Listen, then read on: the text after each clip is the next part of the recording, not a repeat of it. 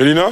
Une autre mesure à annoncer, c'est la création de l'espace filles dans tous les établissements scolaires. Exactement. Quel constat a été fait avant donc, la création de cet espace et aussi qu'est-ce qu'on va y retrouver? Et également, comment est-ce que vous garantissez que dans toutes les écoles, donc notamment dans les zones rurales, donc vraiment dans le septentrion ivoirien, etc., toutes les écoles seront... Merci, c'est une très belle question. Ces espaces filles. C'est une femme déjà qui parle des femmes. Merci.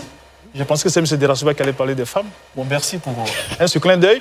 Elle parle aussi pour nous, ah, donc il n'y a pas de problème. Ok. Derrière une femme, il y a toujours un homme. Je voulais dire, concernant cette question qui est assez pertinente, que le Girls Room, c'est parti à partir d'un constat. Hein, il y a que, au niveau des nouvelles constructions, vous savez, il y a eu des décrochages scolaires au niveau des jeunes filles. On se plaint souvent que les jeunes filles ne vont pas à l'école, etc. Vous savez un peu l'hygiène pour les femmes, c'est délicat. Avec le Girls Room, on a vu qu'il y avait un fort taux de fréquentation au niveau des jeunes filles dans les établissements scolaires. Ça veut dire quoi? Que ça n'existait pas avant. Et qu'il y a des jeunes filles, permettez-moi l'expression, quand elles voient leur menstruer, elles ne savent pas ce qu'il faut faire. D'où elles restent à la maison. Et cela, n'est-ce pas, faisait augmenter le taux d'absentéisme dans les établissements. Mais aujourd'hui, avec les Girls Room, on a constaté que les jeunes filles viennent et il y a un espace qui leur est réservé. On voit ça dans beaucoup de pays.